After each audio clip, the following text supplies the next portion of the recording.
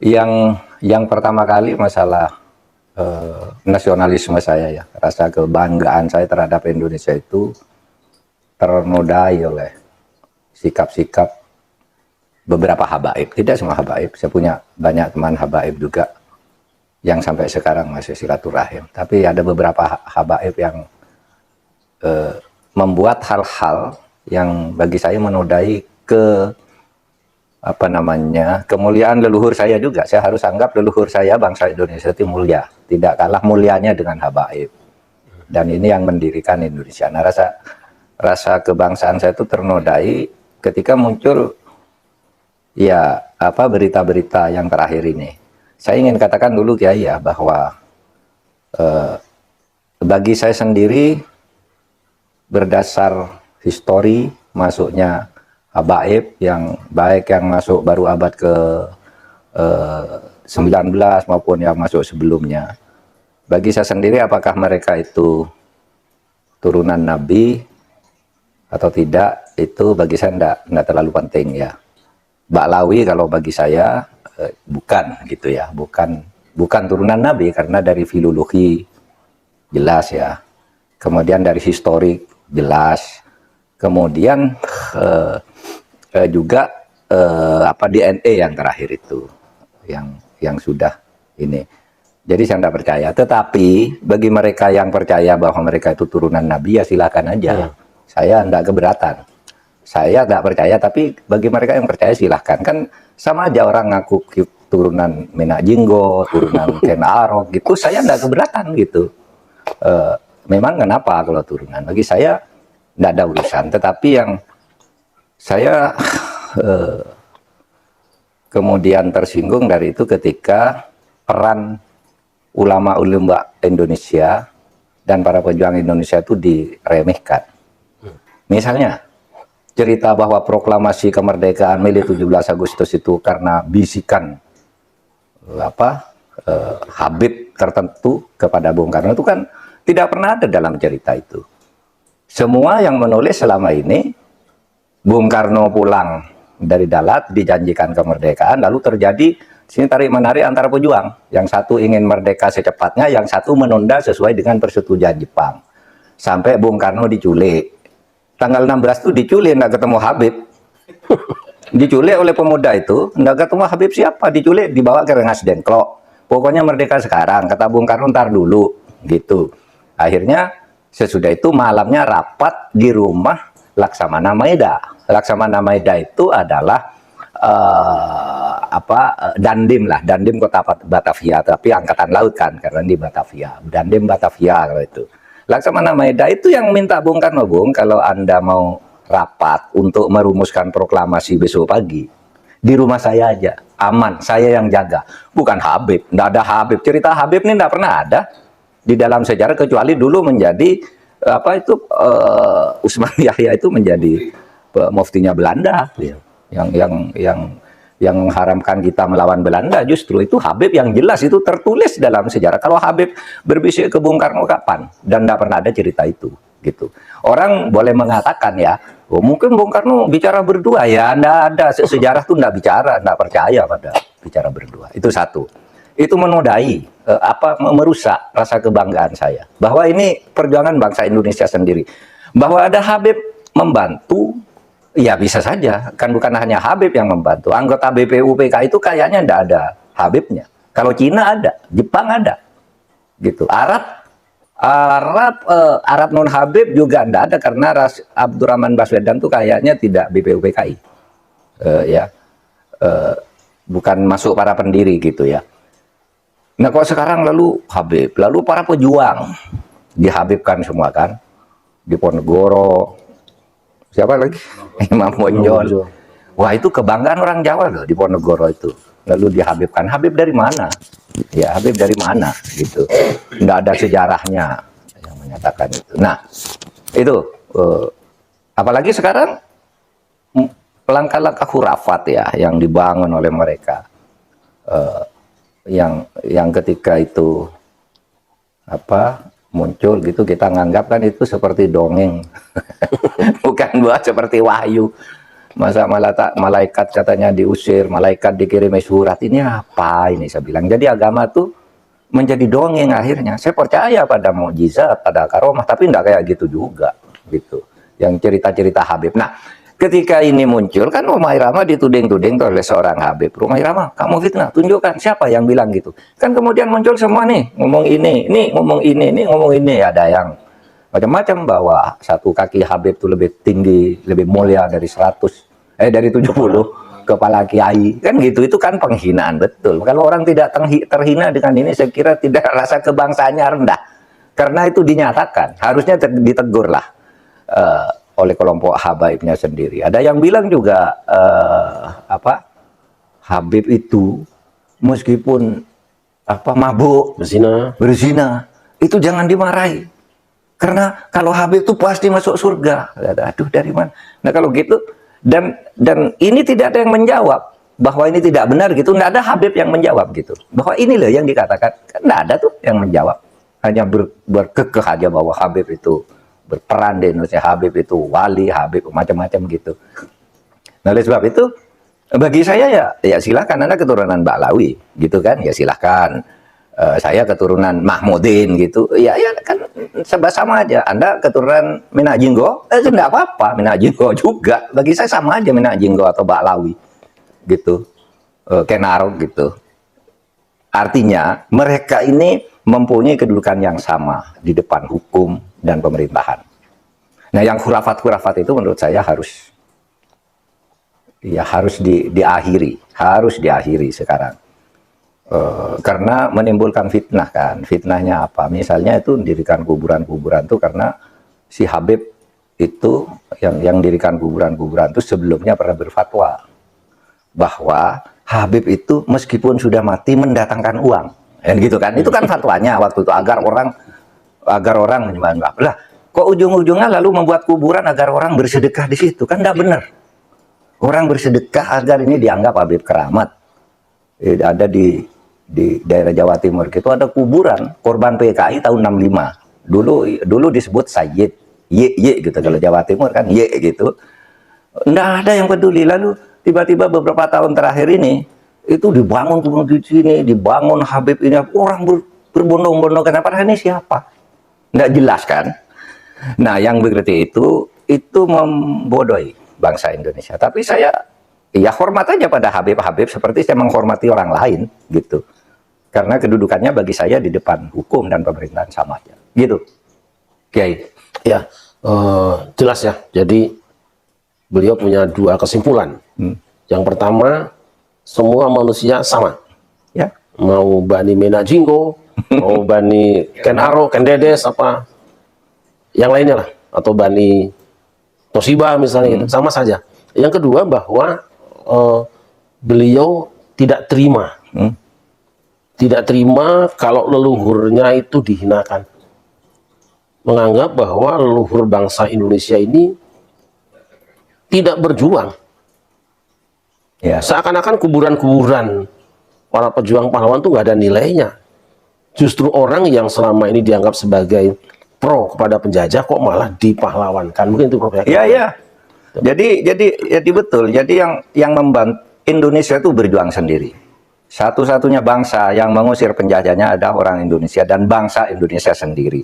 Bahwa ada orang lain yang membantu bukan hanya Baba Alawi, Baba Alun juga.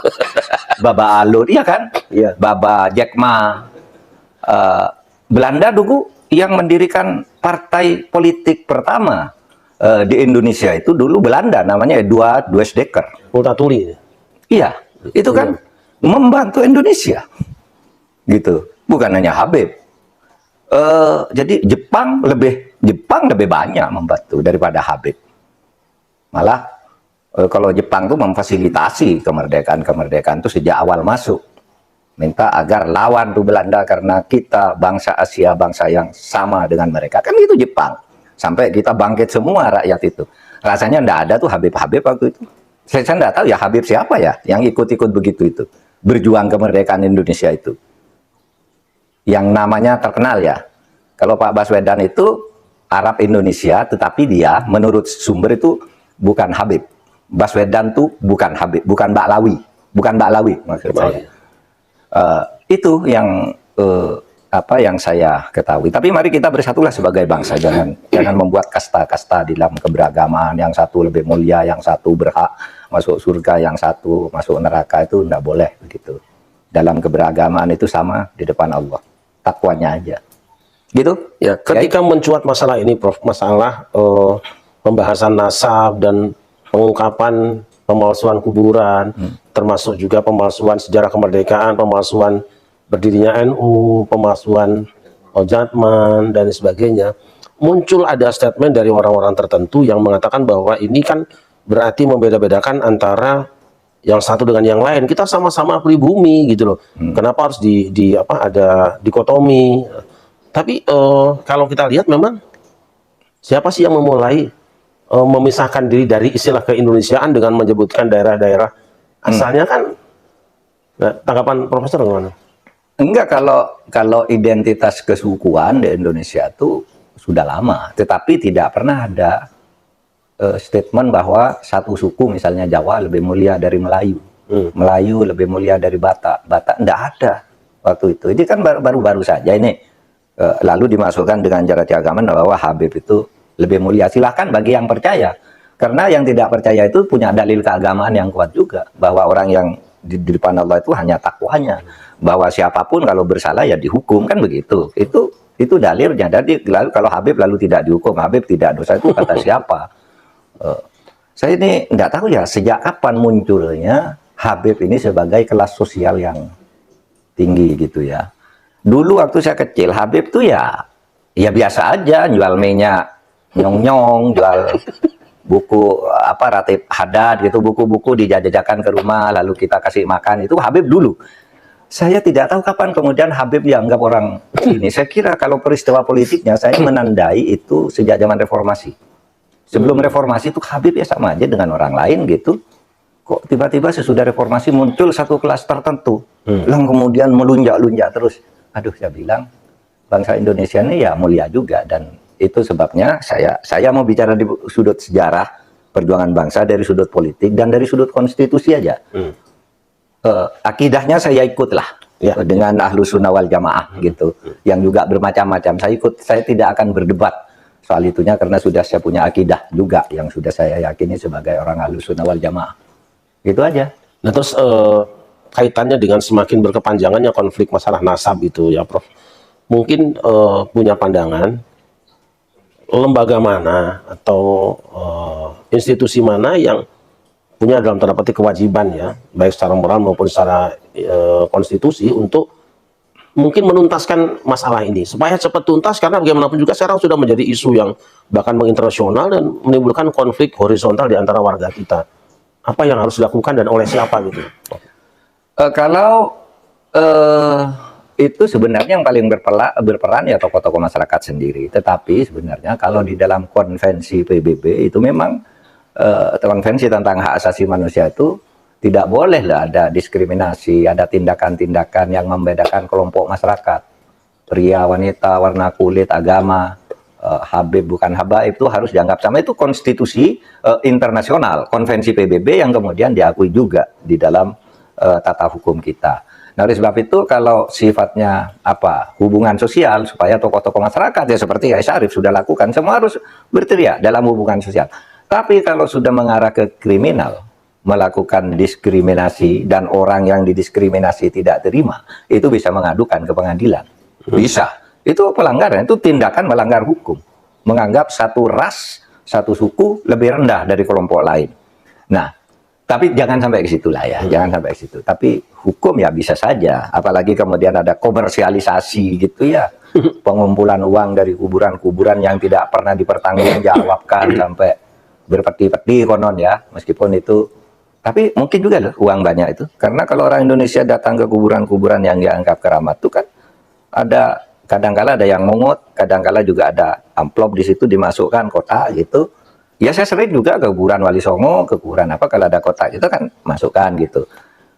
Tidak selalu bernilai recehan, itu bisa uang besar juga. Kalau orang kota-kota datang ke situ punya keyakinan menghormati leluhurnya gitu, atau dianggap karena tidak tahu menganggap bahwa ini waliullah dikasihkan uang ke situ, yang bertanggung jawabkan itu siapa?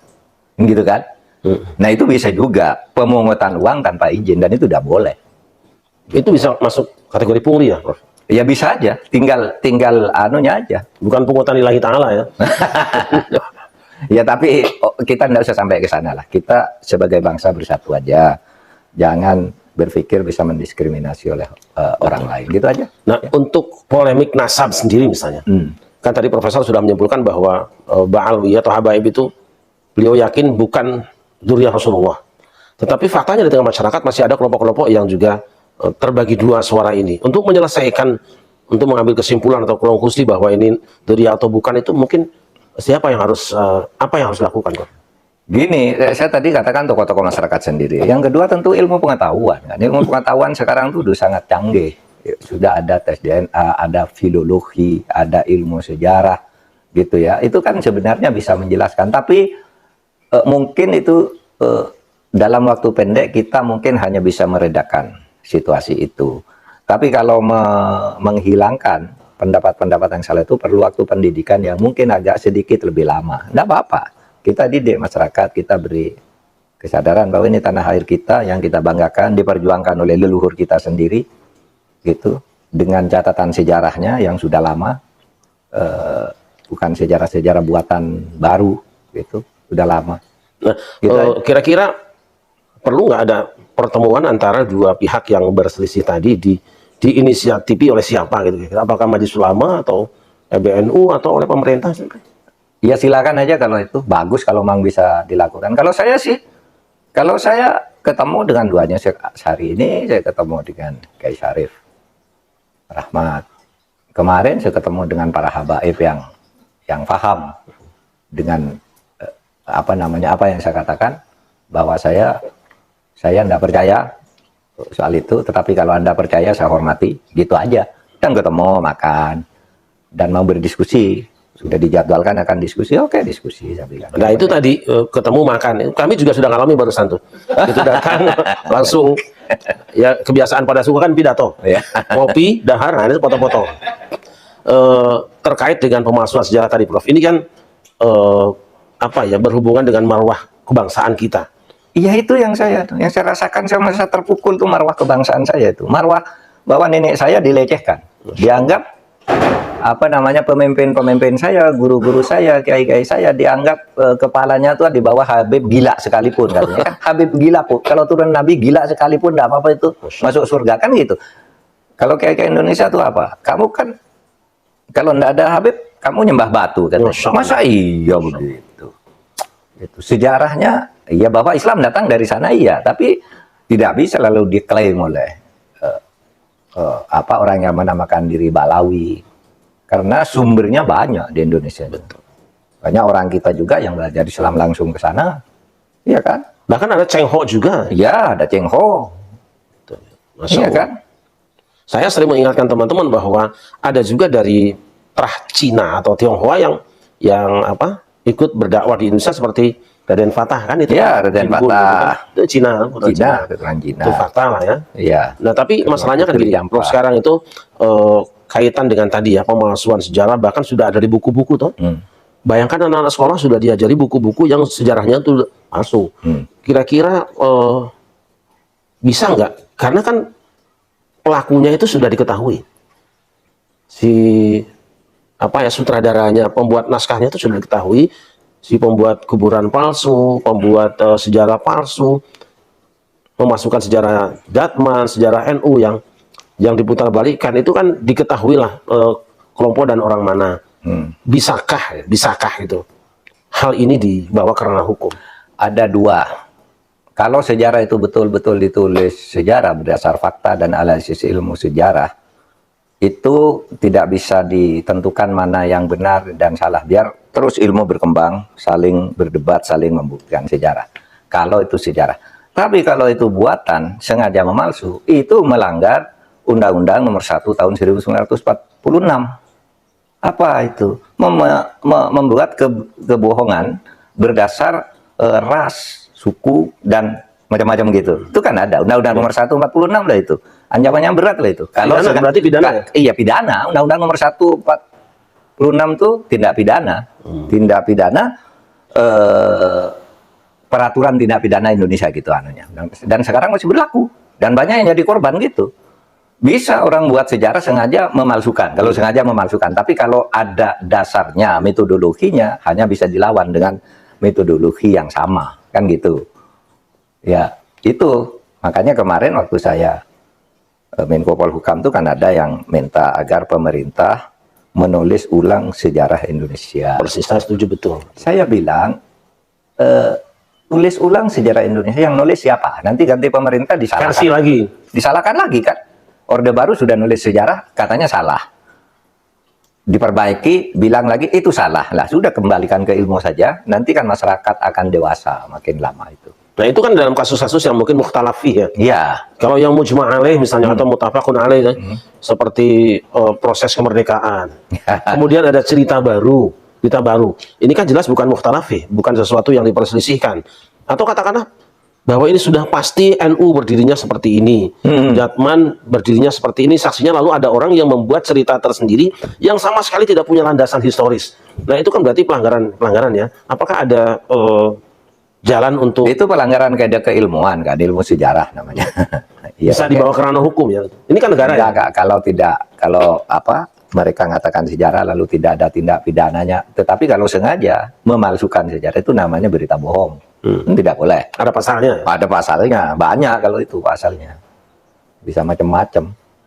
Gitu. Tapi mungkin kita tidak perlu ke sana lah. Mari kita hormatilah habaib ini seperti kita menghormati nenek-nenek kita juga. Bagi saya sama aja, orang Jawa atau orang Balawi atau Baba Alun, Baba Jekma, Baba siapa gitu, sama aja lah. Enggak ada urusan dengan itu. Itu perintah Tuhan kan begitu. Sabda Nabi juga begitu. Al-Quran juga katakan sama aja. Setiap orang dalilnya lebih banyak justru yang bicara dengan yang aneh-aneh itu. Itu selesai ya. Baik pemirsa sekalian, sampai subuh insya Allah kita kuat bicara dengan beliau. Karena yang keluar selalu baru dan enak juga disampaikan dengan irama merdu gitu loh ya. Jadi memang karena kalau ahlinya masakan apapun jadi enak. Daging kalau misalkan bukan ahli masak tidak akan enak. Tapi kalau hukum yang bicara ahlinya, kita kuat berapa jam pun. Tapi insya Allah yang beliau sampaikan malam ini itu sudah galihnya, kalau Jawa galihnya ya sudah intannya yang mahal. Jadi saya akan minta beliau untuk memberikan closing statement sebagai penutup perbincangan kita malam hari ini. Monggo. Saya menyatakan bahwa bangsa Indonesia ini atas hasil perjuangan pribumi rakyat Indonesia, bahwa ada orang luar membantu itu iya.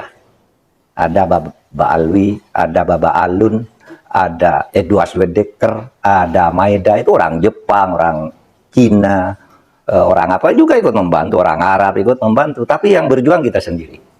Oleh sebab itu, ini jangan dicidrai.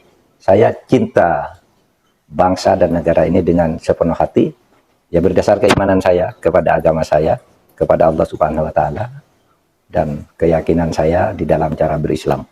Gitu aja. Baik. Bisa jazakumullah khairan jazah Pak Profesor Mahfud MD. Insyaallah manfaat, sangat manfaat ya. Sekali lagi kita doakan beliau sehat dan terus bisa memberikan pendidikan dan pengajaran buat kita anak-anak bangsa semuanya. Mudah-mudahan kita semua anak-anak bangsa sadar siapa kita dan mari kita syukuri nikmat Allah dengan sebaik-baiknya dengan tidak merasa lebih hebat dari yang lain.